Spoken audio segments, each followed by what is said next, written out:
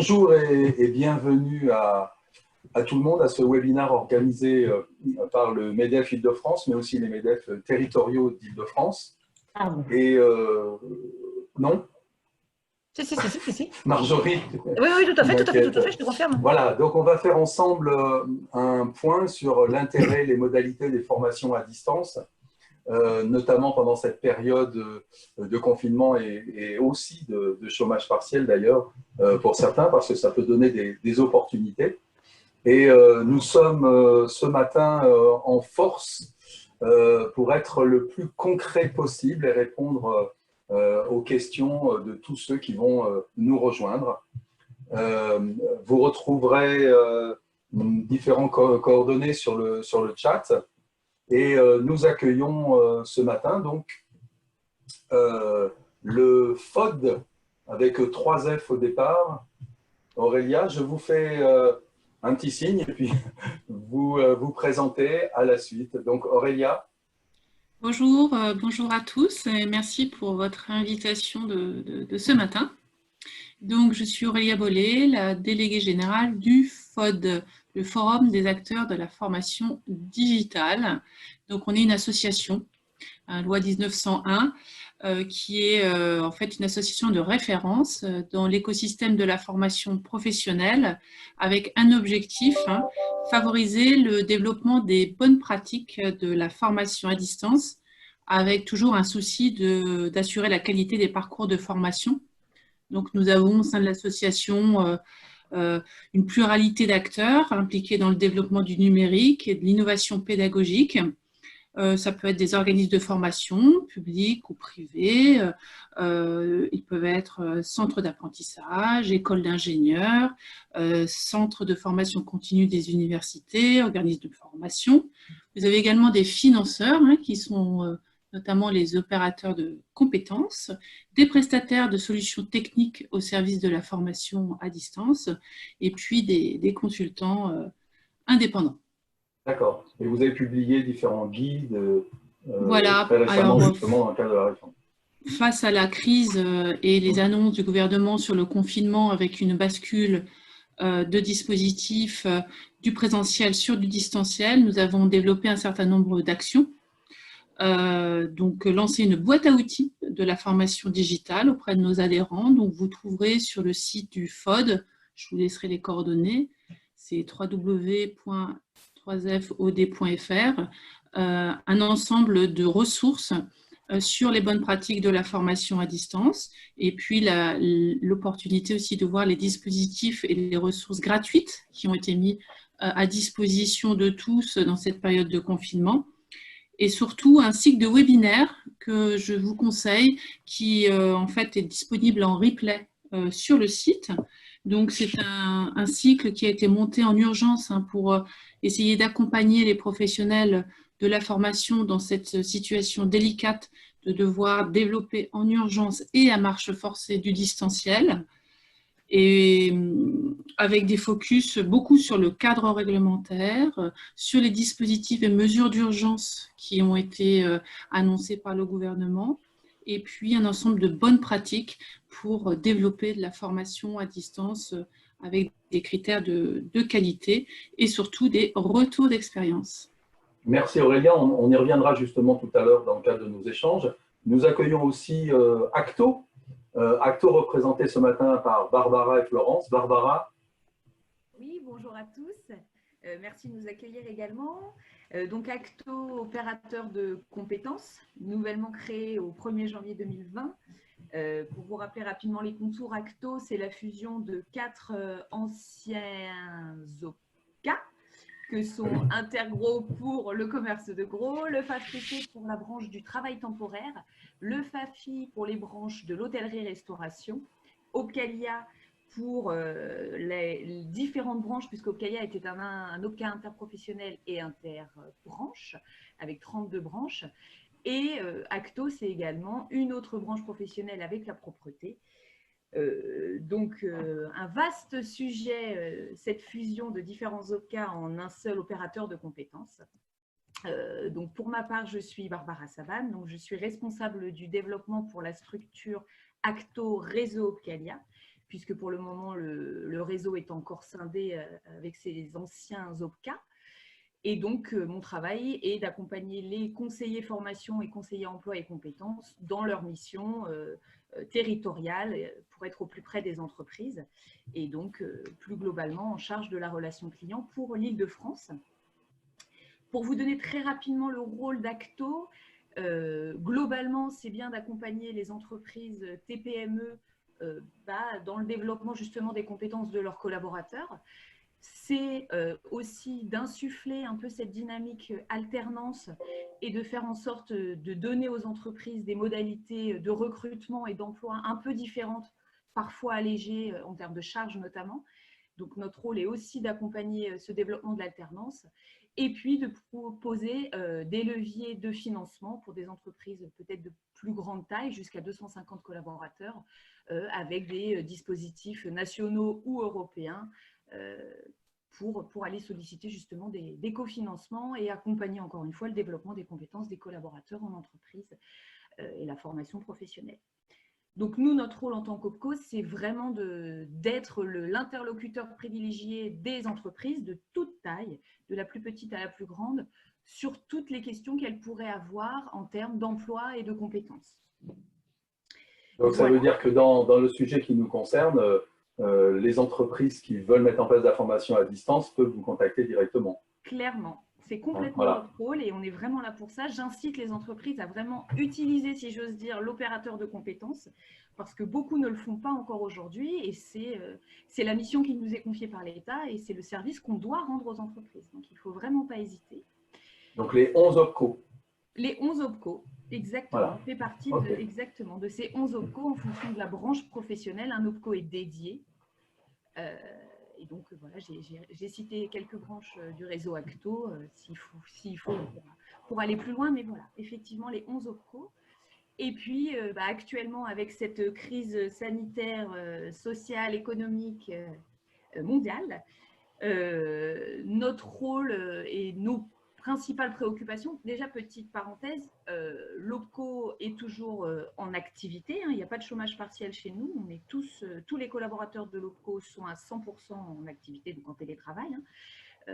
Donc la machine continue de fonctionner, donc il ne faut vraiment pas hésiter encore une fois à nous solliciter même en ce moment. Et puis nous, nos missions en ce moment sont très centrées bien sûr autour du Covid-19 et de l'accompagnement de ces structures. Donc on est sur un référencement en ce moment de toute l'offre de formation à distance que vous évoquiez Bernard. Donc on a tout un catalogue de formations en ligne qui se déploie au fil de l'eau pour recenser toute la formation à distance. On travaille déjà sur un référencement aussi de toutes les actions de formation, en tout cas d'une grande partie des actions de formation pour travailler au post-confinement. Et donc accompagner les structures de nos branches sur ce redémarrage économique hein, qui va être lourd pour certaines puisqu'on a la branche de l'hôtellerie-restauration qui est à 99% à l'arrêt, on a la branche de l'aérien qui est à 10% d'activité. Donc on travaille sur ce référencement d'offres de formation à distance ou en présentiel pour relancer la dynamique des entreprises. Et puis on est aussi bien sûr sur le sujet du FNE formation pour les structures qui seraient actuellement en chômage partiel, et j'imagine qu'il y en a parmi vous qui sont concernées par ce chômage partiel. Et donc, on est aussi là pour accompagner les entreprises à maintenir l'effort de formation pendant ce chômage partiel à travers le FNE Formation, qui est pour le réseau Acto, piloté et géré par Florence, qui m'accompagne aujourd'hui, puisqu'elle est la référente pour le réseau Acto Île-de-France de toutes ces questions autour du FNE Formation et du chômage partiel. Merci Barbara. Justement, Acto est aussi représenté par Florence. Absolument. Donc, bonjour à toutes et à tous. Merci au MEDEF Île-de-France de nous recevoir et d'avoir prévu ce webinaire.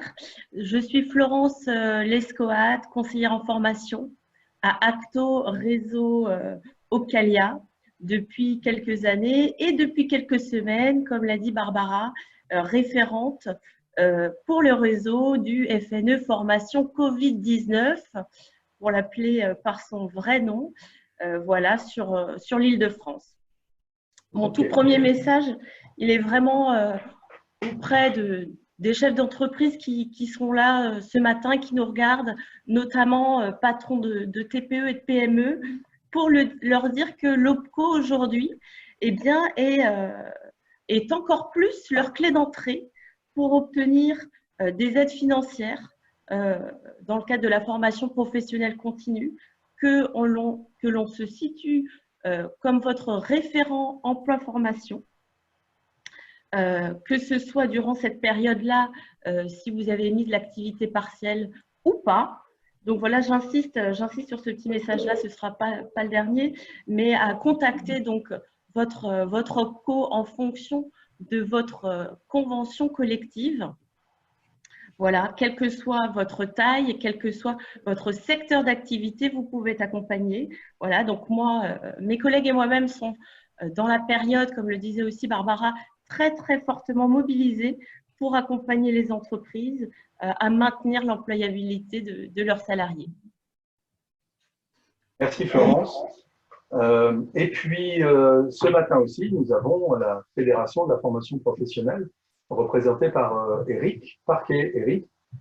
Eh ben, bonjour à tous et merci de nous accueillir et merci de me proposer d'intervenir à double enjeu. Le premier en tant que chef d'entreprise d'un centre de formation en apprentissage. Donc, on m'a proposé de vous proposer un premier retour d'expérience de ce qui s'est passé et de ce qui va se passer, mais également présenter la Fédération de la formation professionnelle qui regroupe aujourd'hui à peu près 1000 adhérents autour des acteurs de la compétence. Voilà, donc on apporte conseils et services à tous nos adhérents et je représente effectivement l'Île-de-France en tant que vice-président de la fédération.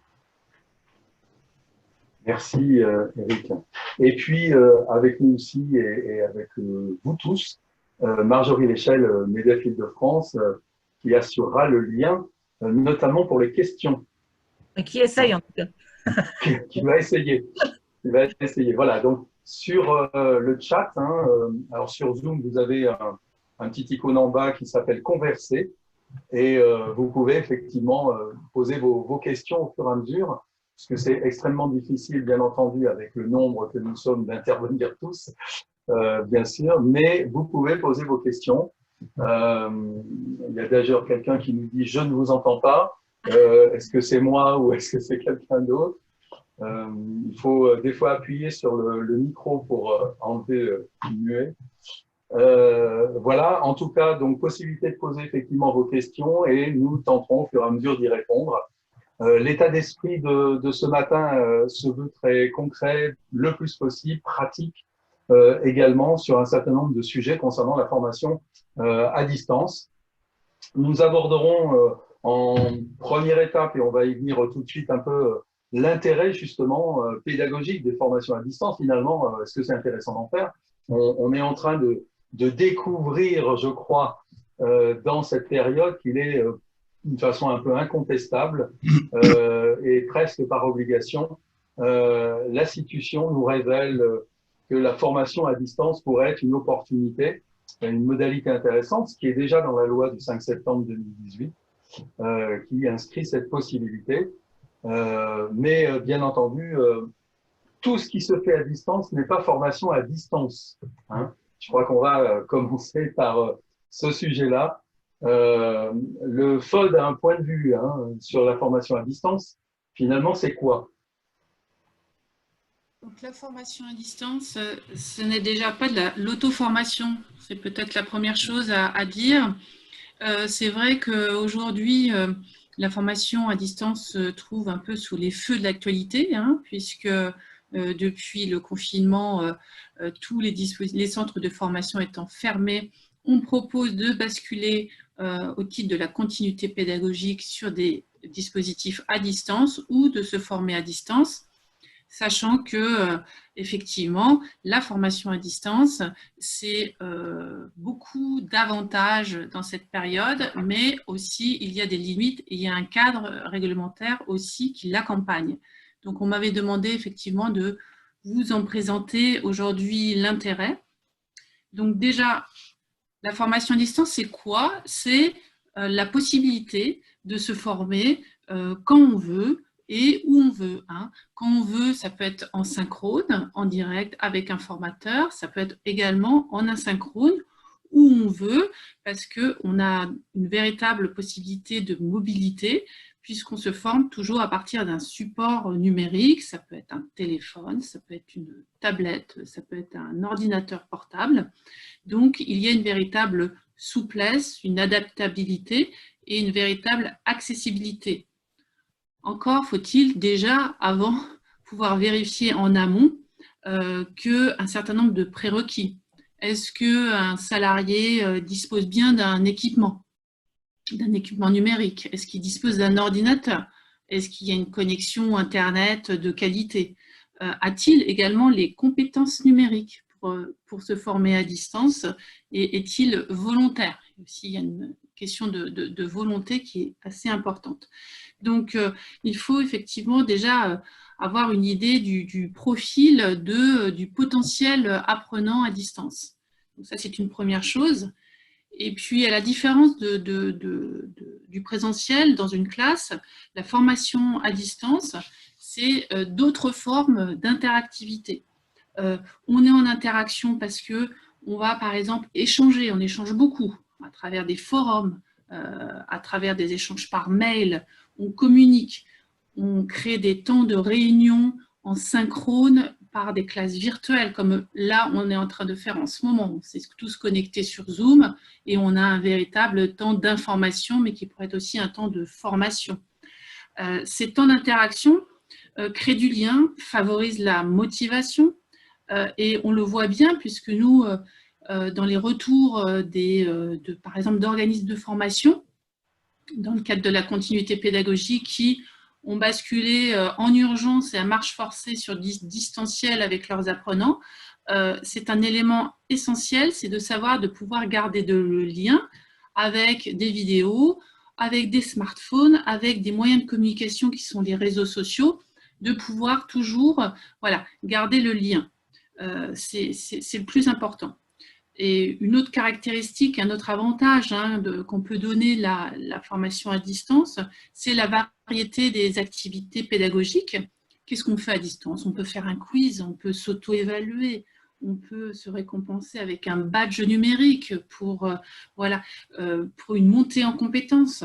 On peut regarder des vidéos, des tutoriels, répondre à des sondages, travailler ensemble sur un mur collaboratif, s'échanger comme on le fait en ce moment, se poser des questions par le chat, la conversation de Zoom. Donc, il y a un ensemble d'activités qui permettent véritablement de maintenir l'engagement des apprenants et de ne pas le laisser dans une position passive. Ça, c'est un véritable plus du distanciel. Ça veut dire quand même que tout est basé sur le fait qu'il y ait une intention pédagogique et qu'il y ait un processus d'apprentissage qui soit associé. Complètement. Et j'y reviendrai d'ailleurs, Bernard, là-dessus. C'est sur la question de l'accompagnement qui est une notion essentielle. Quels sont les risques d'une formation à distance? C'est le décrochage, c'est l'isolement, c'est le fait que les personnes, finalement, au bout d'un certain temps, derrière un ordinateur, se sentent très, très isolées. Donc, il y a la question d'une part déjà de l'individualisation, d'être en mesure de pouvoir, par exemple, proposer un test de positionnement à la personne pour lui offrir un parcours de formation à la carte et selon ses propres besoins. On peut affiner comme ça beaucoup plus le besoin.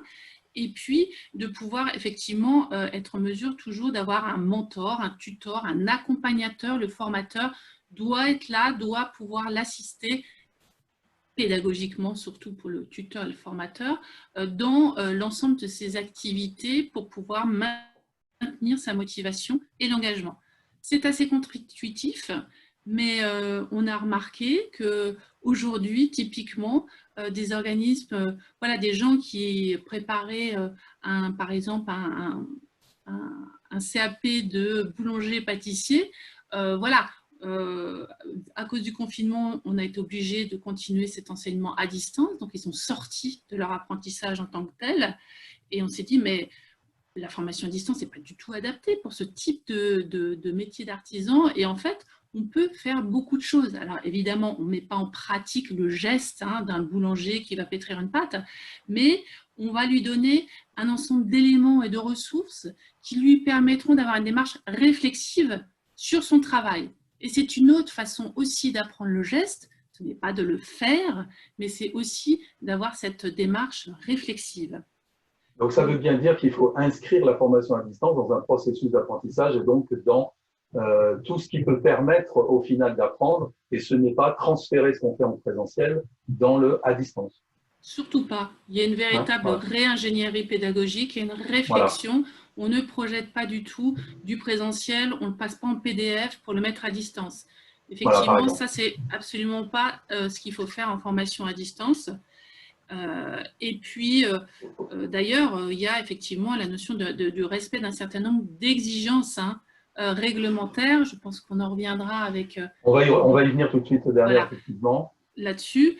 Et y compris sur la qualité, on y reviendra tout à l'heure aussi. Et sur la qualité, et de dire, voilà, ce que je voulais vraiment vous dire, c'est que la formation à distance, ce n'est vraiment pas du tout de l'auto-formation et ça nécessite un important accompagnement, et on y reviendra tout à l'heure pour pouvoir vous donner un petit peu des indicateurs de qualité de formation à distance. Oui, ça, on s'aperçoit, je n'ai pas eu l'occasion de me présenter, mais je dirige Défi Métiers, qui est un organisme justement État et région Île-de-France, où on fait un certain nombre de travaux sur la relation entre la formation, mais aussi sur l'offre de formation, on y reviendra aussi. Et il apparaît comme étant fondamental de considérer que la formation à distance, étant à distance, renforce la nécessité d'une relation humaine à travers notamment de l'accompagnement. Acto, vous avez aussi un regard de la formation à distance et surtout des conditions qui permettent aussi de la gérer, de la financer, etc. Oui, tout à fait. Il y a effectivement, comme le disait Aurélia, un cadre réglementaire strict, si j'ose dire. Ça, c'est un petit peu le rôle et la mission de l'opérateur de compétences, c'est d'avoir cette démarche un peu administrative autour de la FOAD. Juste pour préciser un petit peu le propos, toute action de formation, même si ce n'est pas forcément toujours adapté, et ça, c'est des réflexions qu'on doit mener, mais toute action de formation, aujourd'hui, peut être à distance. Ça peut être de la formation individuelle ou collective, ça peut être une formation commerciale, ça peut être une formation scientifique. Je veux dire par là que l'action de formation à distance peut devenir, et doit en quelque sorte aussi devenir une réelle modalité pédagogique dont les entreprises… Et y compris la formation en alternance, ce que Eric nous en parlera tout de suite après. Complètement, y compris la formation en alternance, y compris les formations longues potentiellement, puisque des formations certifiantes, diplômantes, qualifiantes peuvent aussi se faire à distance à travers la FOAD. Donc, c'est effectivement, il y a une réflexion à avoir autour de cette formation à distance et les entreprises doivent bien sûr bien comprendre qu'il y a un réel intérêt pédagogique pour l'apprenant, bien sûr, mais aussi pour elle en termes de baisse de coûts de formation. Pour elle aussi, si elle a des collaborateurs qui ont des difficultés d'accéder à la formation en présentiel, c'est quand même beaucoup plus facile. Et puis, mine de rien, ça met l'entreprise un peu dans cette démarche de développement numérique qui devient essentiel aujourd'hui et ça peut aussi passer par cette formation à distance, de commencer à travailler sur des outils numériques en entreprise. Voilà, pour le cadre réglementaire, donc effectivement, la formation à distance, il doit y avoir une assistance pédagogique, mais aussi technique, puisque si l'apprenant se retrouve face à un écran qui ne fonctionne pas, il faut que quelqu'un puisse lui répondre facilement. Pédagogique aussi, bien évidemment, s'il ne comprend pas les notions qui lui sont présentées, il faut qu'il y ait un formateur qui puisse lui répondre, à distance toujours. L'apprenant doit aussi au préalable avoir quelques informations sur la formation qui va lui être dispensée, quel est l'objectif pédagogique, combien de temps la formation va durer. Il faut qu'il ait un petit peu ce cadre, on n'est pas sur du présentiel, donc il faut, comme le disait Aurélia, pour pas qu'il décroche, qu'il ait un cadre autour de tout ça et qu'il ait une notion de temps de sa formation et d'objectif. Et puis aussi, il faut qu'on lui rappelle l'évaluation de la formation, que ce soit une évaluation par jalon ou au final, quel est l'objectif, encore une fois, de cette action de formation et qu'est-ce qu'il gagnera au final. Donc ça, c'est un petit peu le cadre réglementaire qui structure la FOAD. Donc toute action doit pouvoir se mettre à distance, mais pour autant, il y a un impératif. C'est très important. Et on s'appuie sur la loi quand même de 2018 qui a autorisé de le considérer comme un dispositif finançable. Exactement, exactement. Ça a assoupi la formation à distance. Voilà, c'était important. On passera aux questions après. Avant, Eric, je sais que vous travaillez, vous, sur la formation à distance, mais dans le cadre de l'alternance, qui est tout à fait intéressant. Ah, il faut enlever le muet du micro. Et...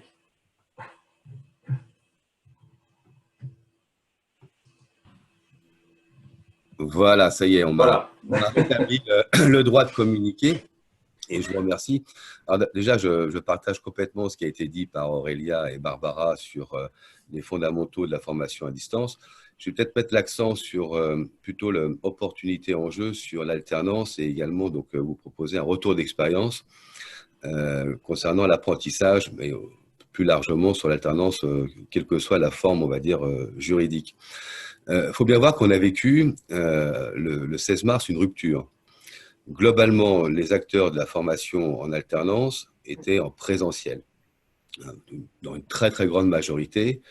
Et on a dû, en l'espace de 24-48 heures, prendre des décisions pour transformer toutes nos classes en distanciel. Et ça a été un enjeu majeur parce qu'on n'avait pas le choix. Et je pense aujourd'hui que le retour d'expérience par rapport à ça est bon, voire même très bon. Grâce à tout le monde, grâce aux formateurs, grâce aux apprenants, grâce à, je dirais, à tous les collaborateurs qui sont impliqués dans la continuité de l'activité. Je reviens un petit peu sur l'alternance et l'enjeu de l'alternance. C'est un ternaire entre le jeune, l'entreprise et le centre de formation, avec pour objectif d'amener l'apprenant à des compétences métiers, l'acquisition de compétences métiers. Donc, ça veut dire qu'il y a un énorme présupposé, c'est qu'il y a un équilibre à trouver entre la théorie et la pratique, avec de l'expérience qui peut acquérir à la fois au centre de formation, mais également en entreprise. Là, il y a un premier point qui est à souligner, c'est que compte tenu de ce qui s'est passé et du confinement, beaucoup de jeunes n'ont pas pu acquérir leur expérience, soit au centre de formation, soit en entreprise. Donc ça, c'est un point sur lequel il faut faire attention, parce que dans l'apprentissage, quel que soit le secteur d'activité et quel que soit le niveau de l'apprentissage, on doit suivre ce qu'on appelle un référentiel de compétences. Donc là, il y a un point de vigilance par rapport à ça. Et il faut bien voir qu'on a transformé donc nos classes en classes virtuelles, en distanciel donc synchrone, c'est-à-dire tout le monde, alors pas forcément au même endroit, c'est ça la grande différence avec le présentiel, mais au même moment.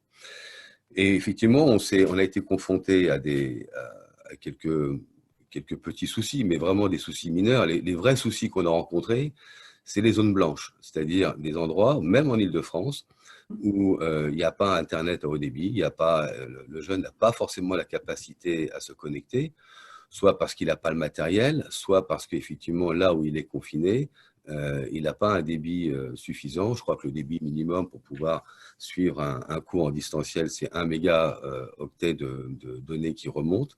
Et il y a encore des zones en Île-de-France, même pas très loin de Paris, où des jeunes n'ont pas ce débit.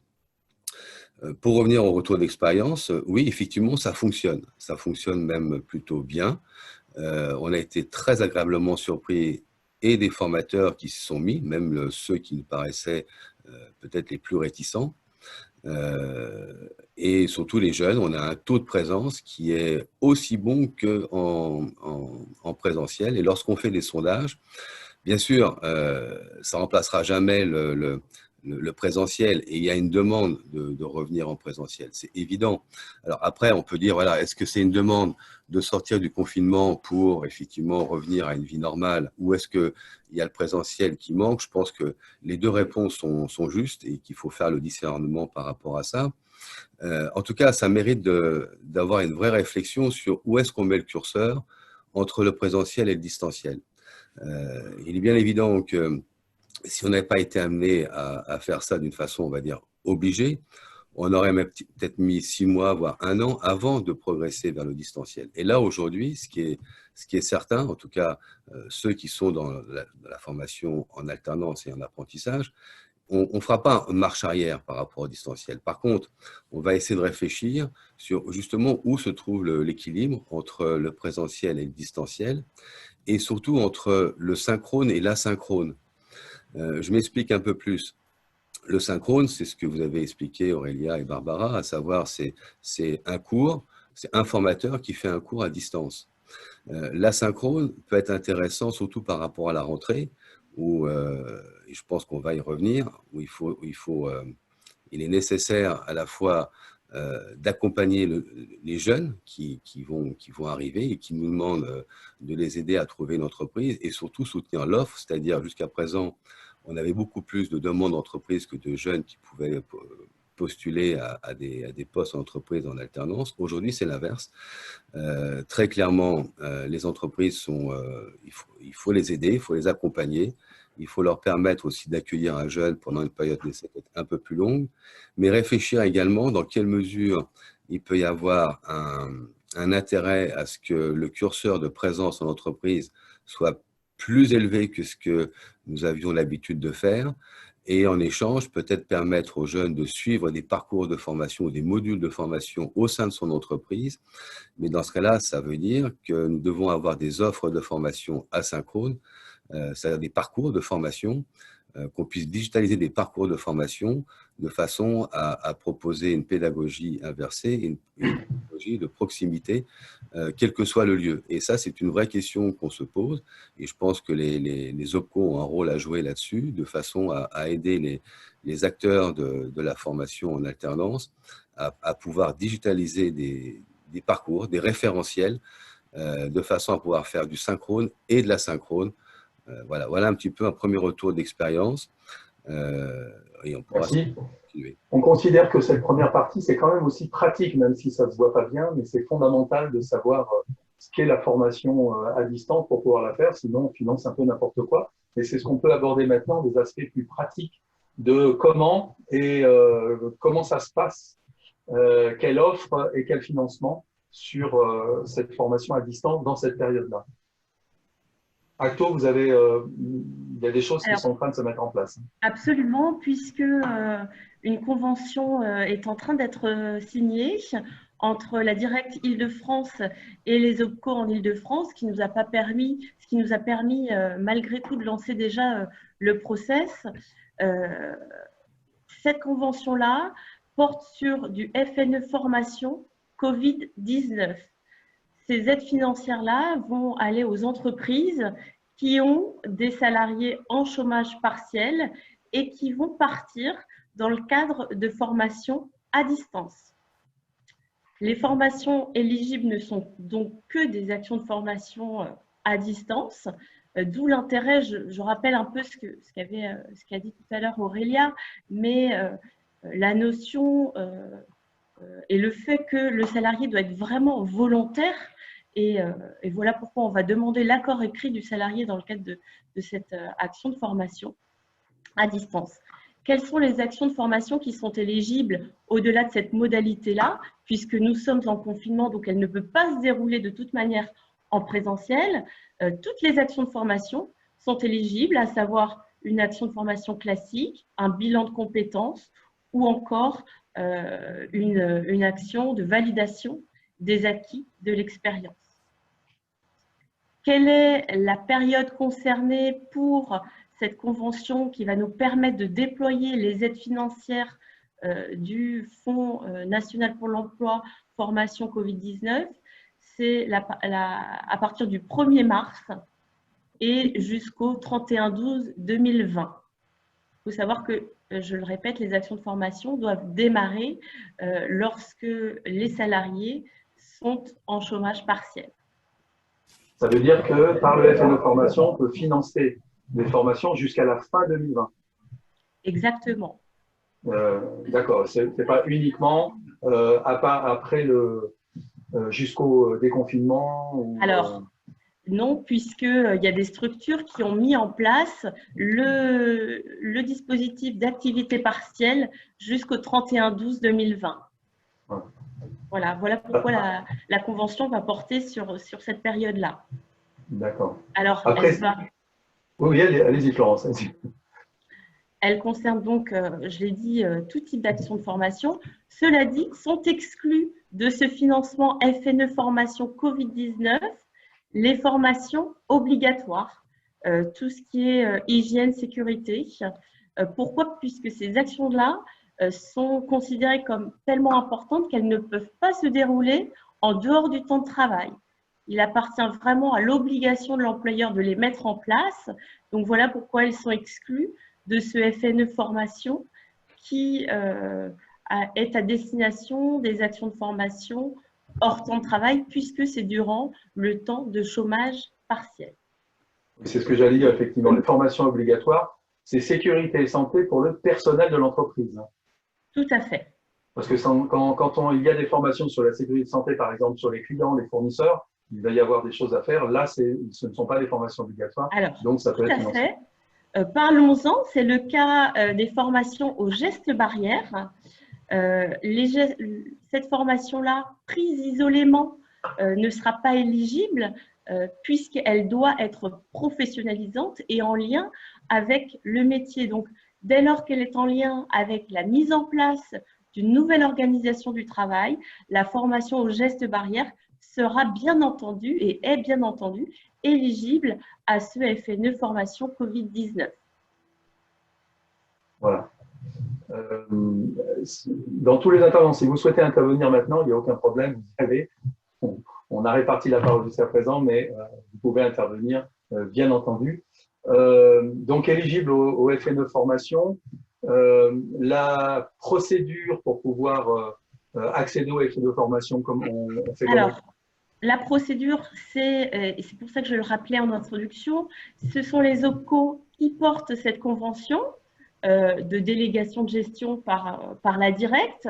Donc, on va instruire les dossiers et on a une marge de manœuvre qui est importante puisque pour tous les dossiers qui sont en deçà de 1 500 € TTC par salarié, nous accordons le dossier dès lors qu'il est dans les clous, c'est-à-dire avec un organisme de formation, un prestataire externe déclaré comme tel, c'est-à-dire avec un numéro de déclaration d'activité, un prestataire datadocké.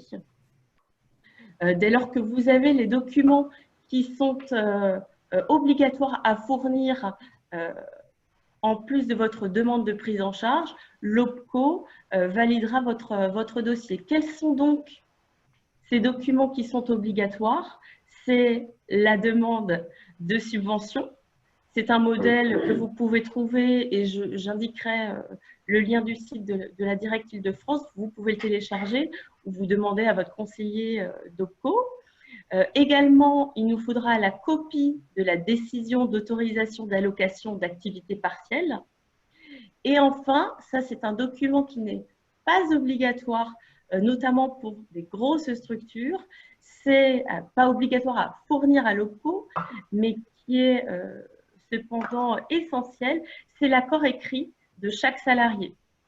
Donc, si les entreprises, ça leur demande un travail qui est trop important de nous recenser la totalité de ces accords écrits, elle peut les garder par devers elle et pouvoir les transmettre en cas de contrôle, mais on ne va pas les demander systématiquement dans le cadre de l'accord de prise en charge. Donc, ça aussi, on travaille en lien étroit avec la Directe Île-de-France qui attend aussi de notre part des solutions d'optimisation de manière à ce qu'on puisse alléger le dispositif et notamment sur cet accord écrit qui est indispensable mais qui ne transitera pas forcément par l'OPCO.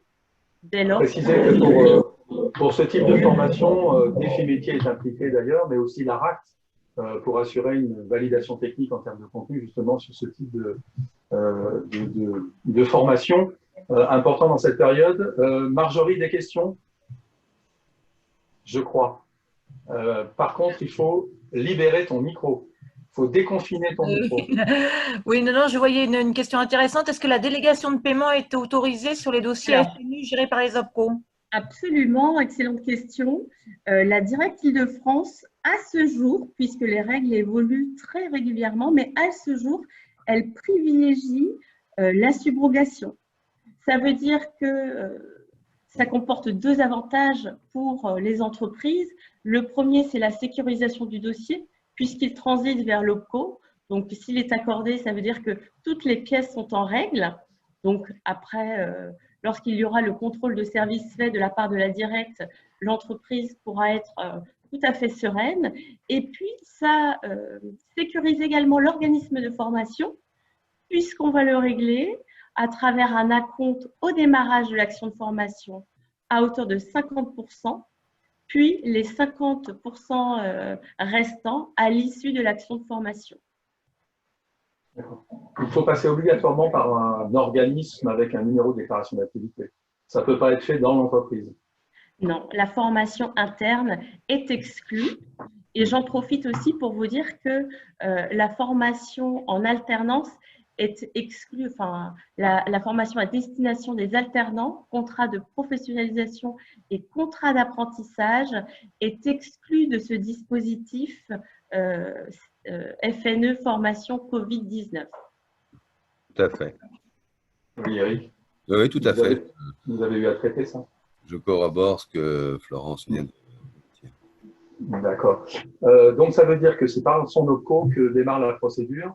Et dans certaines formations, il pourrait y avoir un financement FNE formation, OPCO aussi? Alors, le FNE formation, il n'est pas cumulable avec d'autres enveloppes, puisque à Acto Réseau Opcalia, on conventionne avec, on a 30 partenariats noués, que ce soit avec le FSE, avec l'État à travers la directe et notamment les enveloppes EDEC, que ce soit avec Pôle emploi ou la GFIP. Il n'y a pas de cofinancement possible avec le FNE formation puisque jusqu'à 1 500 € TTC, le FNE intervient à 100%.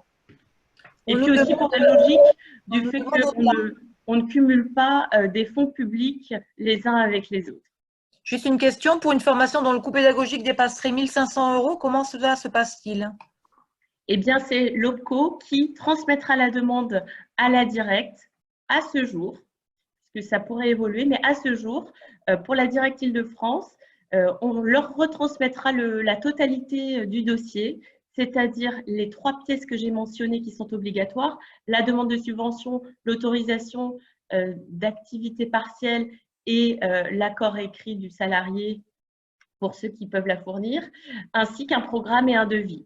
Donc, tout ça transitera toujours par l'OPCO, mais c'est la directe qui sera en charge de son instruction et qui décidera s'il y a un financement total, partiel ou nul. Alors, une question très pratico-pratique, est-ce qu'on doit déposer un seul dossier pour toute l'entreprise ou est-ce que et tous les salariés sont concernés ou est-ce qu'on fait un dossier par formation? Alors, on fait un dossier par formation. C'est-à-dire que le dossier peut faire 3 000 € TTC s'il comporte 2 salariés. La demande de subvention, elle est par action de formation. Important à rappeler, mais c'est dans chaque principe est celui-là. Si on veut un financement, il faut bien passer par une procédure, un processus, donc en passant par l'OPCO et ensuite validation par la directe. Et si on a trouvé son règle de formation, il faut aussi passer, si on veut un financement, il faut passer par l'OPCO. On ne peut pas le traiter en direct comme ça. La directe ne prendra pas. Absolument, il n'y aura pas de remboursement effectué auprès des adhérents et auprès des entreprises. Le principe est vraiment de régler en direct les prestataires de formation. Et là aussi, ça va soulager grandement les entreprises. J'ai précisé tout à l'heure, j'ai parlé de la RACT, qui est l'Association régionale d'accompagnement des conditions de travail. Voilà, pour préciser, parce que c'était peut-être mal prononcé, on pouvait se méprendre. C'est la RACT qui intervient forcément, puisqu'on parle à travers les gestes barrières aussi d'organisation du temps de travail, et c'est aussi là-dedans que l'État positionne ce type d'action et de formation. Il s'agit à la fois de produire éventuellement des évolutions de l'organisation du travail pour intégrer les conditions de crise sanitaire et de précaution de santé et d'hygiène dans ce cadre-là, d'où l'intervention souvent de la RAC. Si vous voulez intervenir, n'hésitez pas. En attendant, question, Marjorie. Est-ce qu'un bilan de compétences peut être pris en charge par le dispositif? Alors, tout à fait. Le bilan de compétences, il est éligible et également la VAE sont éligibles au dispositif FNE formation Covid-19. Alors, Florence, on vous demande si vous intervenez au titre d'Opcalia, au titre d'Acto, Alors, j'interviens au titre d'Acto Réseau Opcalia. Comme le disait Barbara, on est en train de faire ce travail de convergence pour réunir nos 5 associations. Il n'est pas encore achevé, mais ce sera bientôt le cas. Donc, il y a un référent par réseau Acto aujourd'hui. Et pour tous les OPCO, c'est pareil. Hein. Pour tous les OPCO, c'est pareil. Certains OPCO, vous connaissez l'histoire, mais certains OPCO ont eu peu de modifications, on va dire, dans leur périmètre et leurs adhérents. Et puis certains ont eu effectivement des extensions de périmètre qui compliquent un peu la mise en place, mais tout se fait en même temps en ce moment. Ça peut être un peu compliqué. Je vois une petite question, c'est est-ce que la Caisse des dépôts a remplacé l'OPCO? Pas du tout. Alors, la Caisse des dépôts, aujourd'hui, elle gère notamment à travers la mise en place de l'application CPF, elle gère le CPF. Les OPCO, OPCAR intervenaient jusqu'à présent sur sa gestion et son financement et ça n'est plus le cas. Il y a une application, donc ça rend les choses encore plus faciles, encore plus pratiques. C'est pour ça aussi que j'incite les salariés qui sont notamment au chômage partiel ou pas, à activer aujourd'hui leur CPF pour bénéficier d'actions de formation qui seraient pris en charge sur leur compte personnel de formation. Juste une dernière petite chose sur le statut. Je suis référente à FNE Formation, mais je déploie l'information auprès de la totalité de mes collègues conseillers formation. Donc aujourd'hui, chaque conseiller de chaque OPCO peut vous répondre sur le FNE. Tout à fait. Et je précise encore qu'il y a un référent sur ce ce type de formation FNE dans chacun des OPCO, bien entendu, puisque toutes les entreprises ne sont pas forcément ici à Acto, mais bien pour chaque OPCO, c'est pareil. Donc, quelque part, vous parlez aussi au nom de tous les OPCO et des modes de fonctionnement. Absolument. Et de tous mes collègues conseillers en formation qui travaillent au plus près des territoires. Voilà. Et chaque direct a des fonctionnements. Hein. Chaque direct régional peut avoir des fonctionnements différents. Donc, ce qui prévaut en Île-de-France n'est pas forcément la même chose en Rhône-Alpes. Oui, c'est ça. On n'a pas aujourd'hui une harmonisation des pratiques, des procédures administratives d'une directe à l'autre. Ça, c'est important aussi à préciser. Je ne sais pas s'il y a des entreprises qui seraient hors Île-de-France, mais voilà, ça peut être différent ailleurs. Ok. Est-ce qu'il y a possibilité de financer une formation assurée en interne? Non. Dans le cadre du FNE formation Covid-19, la formation interne est exclue. Après, tout dépend des règles de prise en charge de chacun des OPCO. Nous, par exemple, on a une offre de service sur la FEST, l'accompagnement à la formation en situation de travail, qui est totalement prise en charge et qui peut être intéressante dans ce cadre-là. Bon, c'est pas de la formation interne, mais sur la formation interne, il n'y a pas de financement sur le FNE formation. D'accord. On peut commencer tout de suite la formation ou il faut attendre le OK de la prise en charge en termes de financement? Je pense que vous pouvez démarrer tout de suite les actions de formation dès lors qu'elle est dans les clous, c'est-à-dire qu'elle démarrerait en situation d'activité partielle, que vous avez bien votre notification et que l'action de formation est éligible, c'est-à-dire qu'il faut que ce soit une action de formation qui ne soit pas farfelue, que ce soit une action qui vise à maintenir l'employabilité de vos collaborateurs dans le cadre de leur contexte de travail. On connaît le délai d'instruction pour l'instant ou pas? Alors, le délai d'instruction diffère en fonction des OPCO. Nous, on a des règlements qui partent chaque semaine. Donc, ça peut être, si la demande est complète, ça peut être assez rapide. Ok. Marjorie, d'autres questions? Écoute, non, tu le vois comme moi. Je crois qu'on a. Oui, je les vois passer, donc j'en chope quelques-unes des fois. Parce que c'est on a essayé de les suivre, à part s'il y en a. Oui, c'est pour ça, c'est super. Barbara? Oui, simplement, je voulais juste reclarifier un petit peu le propos. Il y a bien deux choses aujourd'hui pour les entreprises. Il y a effectivement le FNE formation pour toutes les structures qui seraient en chômage partiel. Donc là, c'est intéressant d'avoir un financement à travers les directs régionales. Et il reste la FOAD pour toutes les structures qui ne seraient pas en chômage partiel, sur lesquelles il peut y avoir des financements, donc toute la formation à distance, est aussi finançable actuellement, même pour les structures qui ne sont pas en chômage partiel. Et à ce moment-là, il y a des modalités de prise en charge qui peuvent être différentes sur le plan de développement de compétences pour les structures de moins de 50 salariés, si ça passe par un dispositif éligible type la PROA ou ce genre de dispositif. Donc voilà, donc il y a vraiment, juste simplement pour préciser les choses, s'il y a des structures aujourd'hui qui ne sont pas en chômage partiel, la formation à distance est aussi finançable avec un certain nombre de pièces administratives toujours. Voilà, c'était simplement…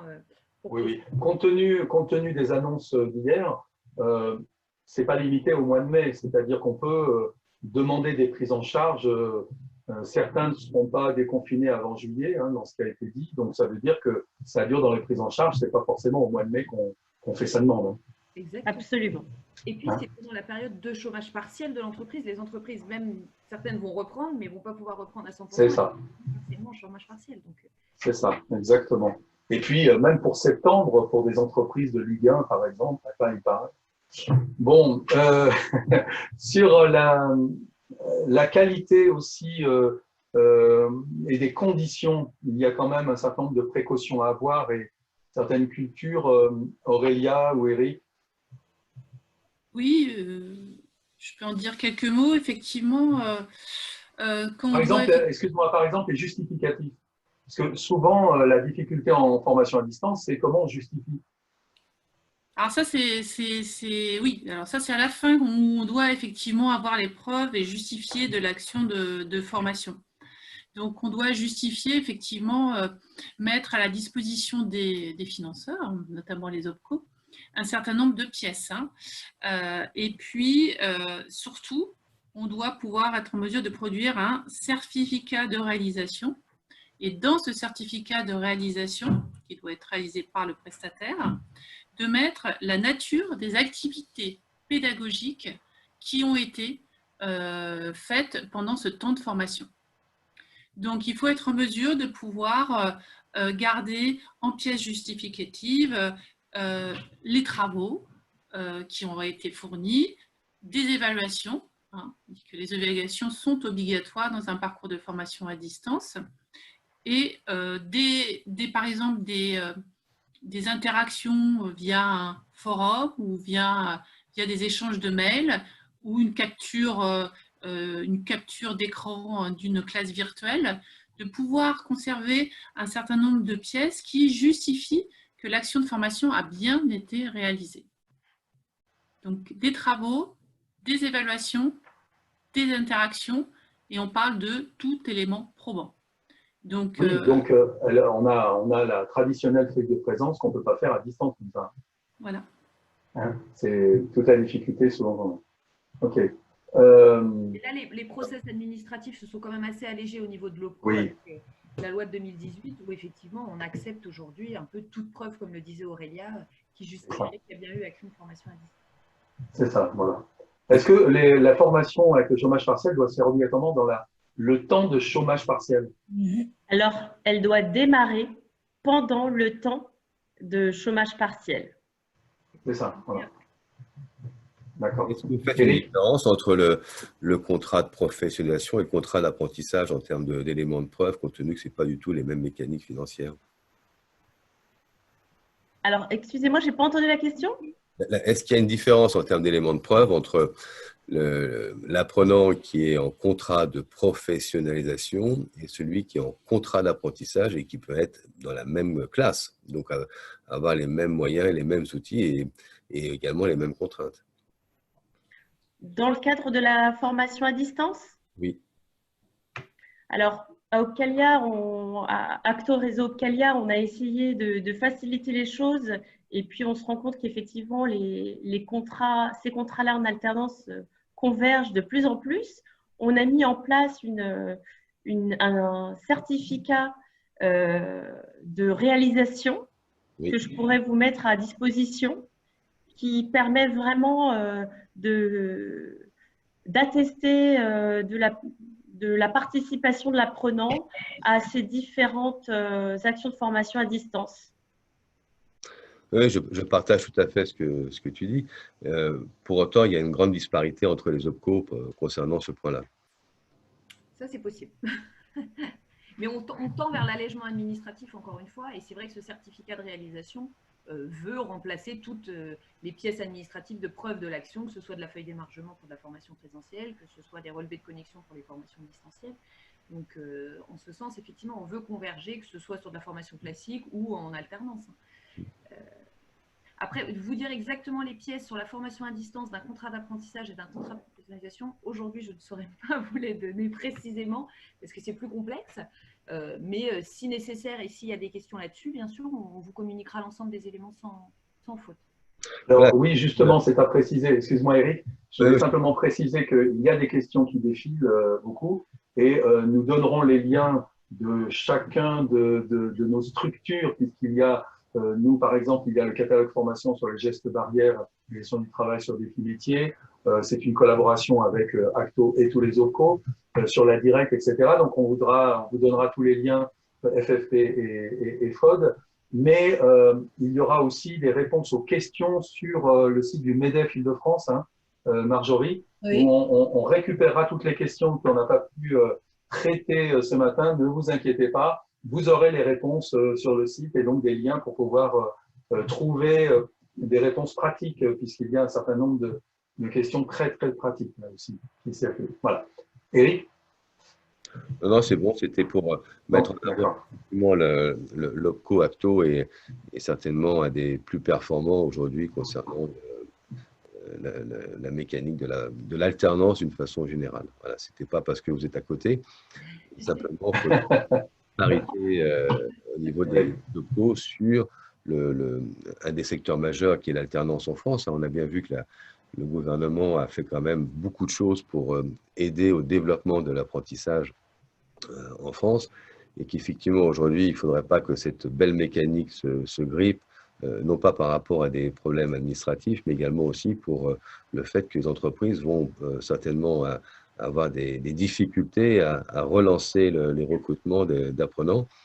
Et ça, c'est un enjeu majeur parce que que vont devenir les jeunes qui viennent dans les centres de formation parce qu'ils candidatent à des formations, il y a des parcours, il y a des métiers. Si derrière, il n'y a pas la réponse de l'entreprise, ils risquent de sortir du système et d'être sous les radars, ce qu'on appelle sous les radars.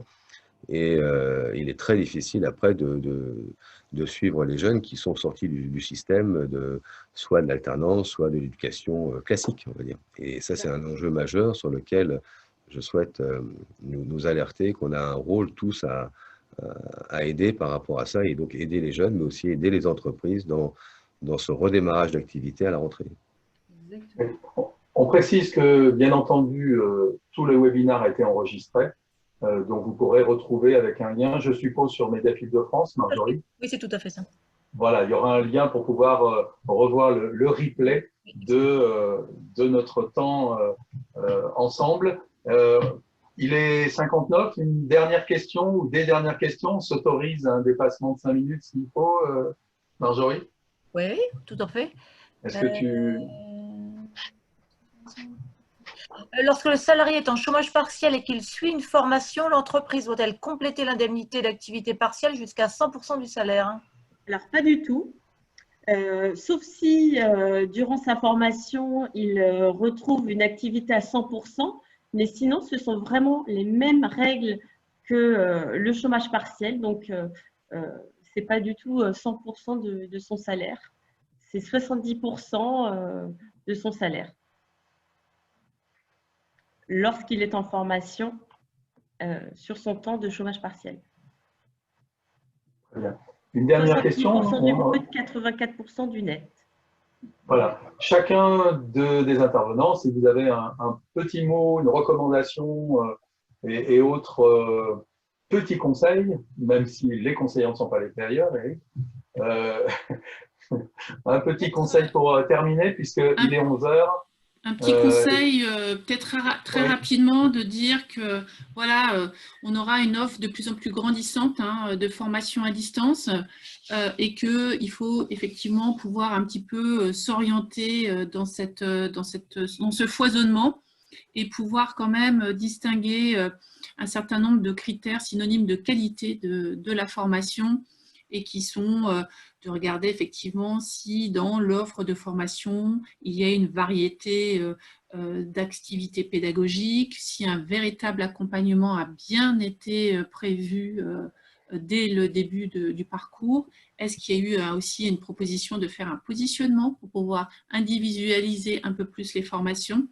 Donc voilà, de pouvoir effectivement avoir un certain nombre de critères pour pouvoir, avant de choisir sa propre formation. Et je voulais vous dire aussi que je pense personnellement qu'on va assister quand même à une forte montée du télétravail, que le télétravail va s'installer certainement dans la durée et qui va continuer aussi après le déconfinement. La date de mai est qu'une date un peu arbitraire et qu'on va continuer de toute façon à beaucoup télétravailler. Et il y aura certainement un certain nombre de formations à mettre en place, des formations pour les montées en compétences des salariés sur les outils numériques, pour pouvoir travailler sur des outils collaboratifs, mais aussi surtout sur des formations de management à distance, comment garder la motivation de ses équipes à distance. Voilà, il y a tout ce type de formation, cette émergence de besoins de formation qui va certainement arriver. Voilà ce que je voulais vous dire en conclusion. Merci. Tout à fait. On participe aussi à Défi Métiers à donner un certain nombre de ressources pédagogiques et collaboratives là-dessus. On aura bien entendu à y revenir. Pour terminer, Acto. Alors, je vous appelle Acto, désolé, Barbara et Florence. Et c'est pas grave.